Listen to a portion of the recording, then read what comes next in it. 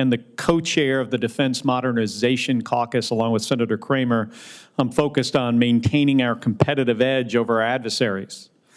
To achieve this, we've got to ensure that our military is not only equipped with cutting-edge technology, but also has the infrastructure to remain effective in contested environments where supply chains and sustainment could be disruptive.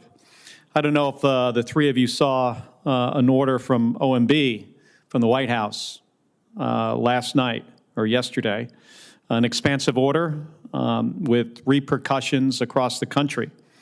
And it's unprecedented. In this order, and I'll explain here in a second where I think the defense impact could be.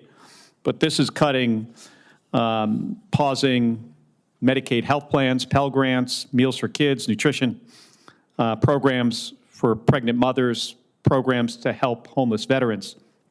And it appears that it also may freeze federal funding and grants for Department of Defense research and manufacturing technology and other small business innovation programs. So I want to ask each of you, starting with Mr. Gertz, have you looked at this memo that was issued last night? And are you concerned that a blanket freezing of these funds, how would impact our readiness and ability to compete with China and other adversaries? I want to start with Mr. Gertz. Sir, I have not seen the exact memo you reference, but more globally, one of the challenges with the DoD as a customer is there's lack of trust that they'll be there and then we'll start, stop. And I think that would be one, could send a bad signal to business. And then also, if we stop a bunch of research and are not staying on the technical edge, that could be detrimental to the force. And Mr. Sankar, for Palantir specifically, let's just say in a couple days you find out that that contract payment that you were about to receive, you're not going to receive it. And you're not going to receive it next month or the month after that. Could you talk specifically about how it would impact your company? I think you can imagine that it causes quite a bit of heartburn, particularly for services already rendered.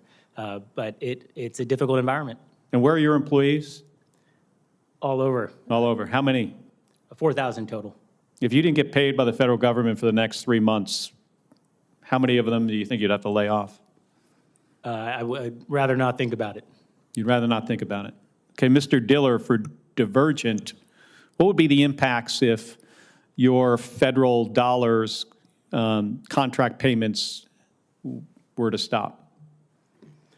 As a dual-use company that really is just starting into the defense space, certainly it would deter us from continuing that. I think we've seen this over the years, and this is one of the many things that creates risk for companies. And in some instances, when I was a director of AFWorks, you simply could not convince some commercial companies to go do business with the Department of Defense. And so obviously trust is key on these things, and understanding continuity of agreements made is important. Yeah, so you're going to find out in the next probably 24 hours if it's going to impact you and your company and your employees and people who live in those communities. But this is an unprecedented overreach from the White House with a directive from OMB to freeze programs that folks on this committee in the United States Senate authorized money to be appropriated for very specific programs I'll get back to that help homeless vets, nutrition programs for moms, but also programs that affect our safety, our readiness, our troops, to make sure that they have the combat power that they need to win in a very tough environment. So I'm very concerned about this action that the White House took without, I guess they notified us. They say it goes into effect at 5 p.m.